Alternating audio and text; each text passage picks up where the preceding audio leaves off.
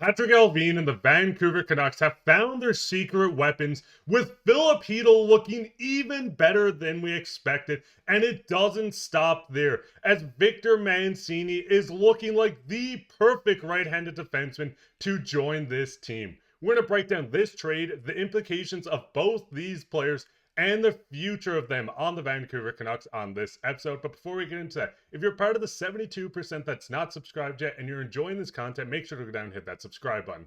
But with that, Darius, we got to hop into this. And first off, I want to say welcome, Darius. He's on Rangers Digest. He's going to give us a full breakdown on these players and the future of the Canucks with these players in it. But first, getting into it, and I know this is your favorite player from this, Darius, but looking at this trade, we see the Canucks obviously went out, got Filip Hronek, Mancini, a first that was end up flipped for Marcus Pettersson. They moved on from JT Miller. Once again, if you want to follow JT Miller's career, make sure to go check out Rangers Digest, because Darius will be able to cover him for the rest of his career. But looking at Victor Mancini to start off with, I'm just going to kind of throw it to you. What was your initial thoughts? The Rangers just kind of losing Mancini, and how would you break down a player like this?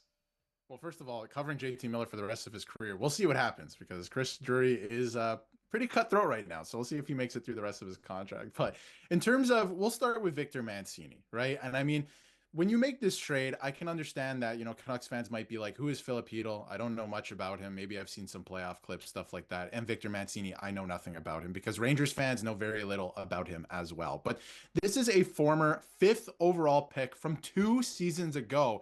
And he seemingly came out of nowhere this preseason. I mean, he made the team a great first impression. And again, he made the team on a team that has a right side of, at the time, Jacob Trouba, Braden Schneider, and Adam Fox, right? And he made the team playing on the left side, which Peter Laviolette hates and most older coaches in the league hate. So he made the team. Again, he was scratched here and there. He's a young player. He was making mistakes, but he didn't look out of place. And sometimes with younger players, especially in the first like 9, 10 games of the season, guys look out of place. He didn't. He looks poised. He has a lot of poise with the puck, and he's a very good, he's going to be a really good defenseman. Like, he's going to be a regular NHLer, dare I say, in the future, a top 4 defenseman. And the fact that he's a big right shot defenseman is exactly what the Vancouver Canucks needed, right? So he was the biggest part of this trade that I was, upset to see go, to be honest. A lot of people talk about Chytil and the impact he's had at the NHL level, and obviously a first round pick is magic beans at this point. You never know. But, in terms of Victor Mancini, big fan of his game. I was the most upset to see him go, but I know that in a trade like this, you have to give up some great players. So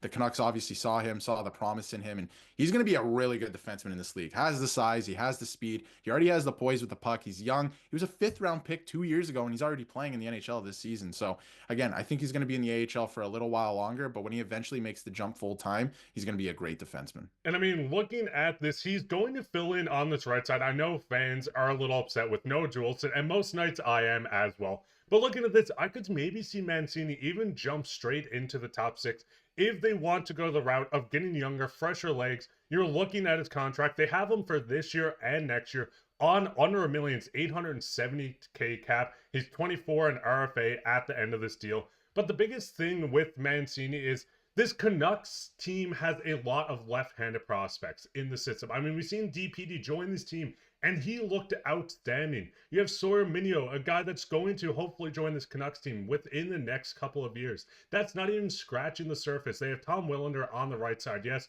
but I think Mancini could really come in and, at the very worst, be the 3rd pairing defenseman for the Canucks. I could see a future in the next year of the Canucks having Hronek, Tom Willander, and Mancini on the right side, which looks a lot better than they have right now. I mean, we've seen Tyler Myers turn into Scooby-Doo and run from the puck. Maybe he's looking towards going down in the lineup a bit, but I do really like this. And like we've said, this doesn't even include the first round pick they flipped for Marcus Pettersson, and then getting into the second player of Filip Hronek. Now, we've seen Chytil debut. He looked outstanding for the Canucks in his debut, scoring the game-tying goal against the Detroit Red Wings. I know there's a lot of injury concerns with Chytil, Darius, but after watching him for his career, what was your thoughts on him as a player, and what do you think his ceiling could be?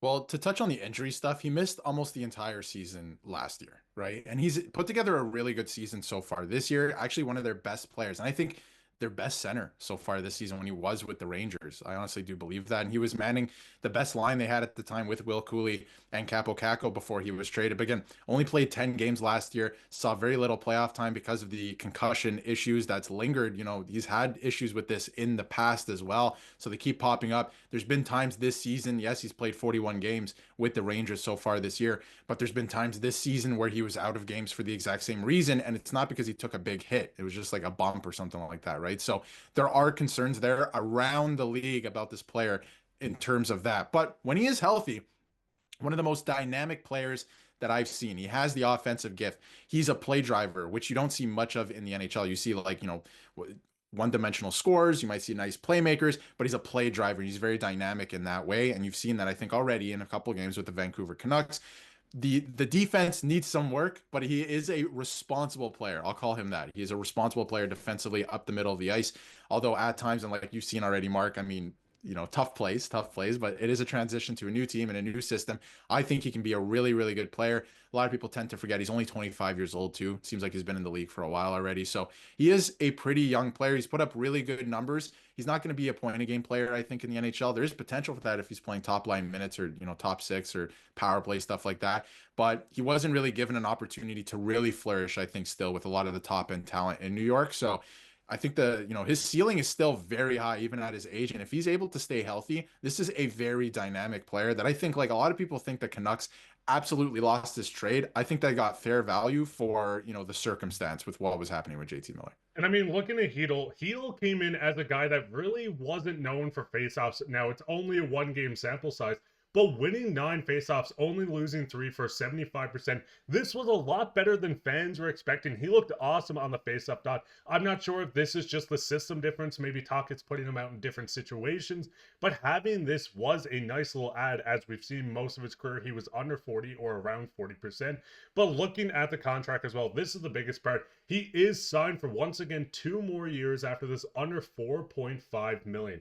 Looking at his impact on this team, we've seen him join the second line on the Canucks. He drove the lines perfectly. Like you said, Darius, it almost felt like a breath of fresh air having a guy that's going to take over a line offensively. He had 2 workhorses in Joshua and Garland on his side. I really enjoyed having Chytil on this team. The biggest thing is, and I'm going to kind of throw it back to you for a minute, we've seen the Canucks say, hey, we want to get an impact center to play in this top 6. We want to get our guy to replace JT Miller. Is Chytil the second line center of the future for this team? Or do you think maybe the Canucks might look at this and, hey, we're going to transition you into a wing, into the third line, or maybe even trade you for another center? I think that he can be a second line center if he stays healthy. I think that he can with a bigger push. He's been putting up, so if you take a look at his stats, right, he's been putting up those numbers year after year, which I think are somewhat impressive considering his age and coming into the league and barely playing on the power play because of the top end talent.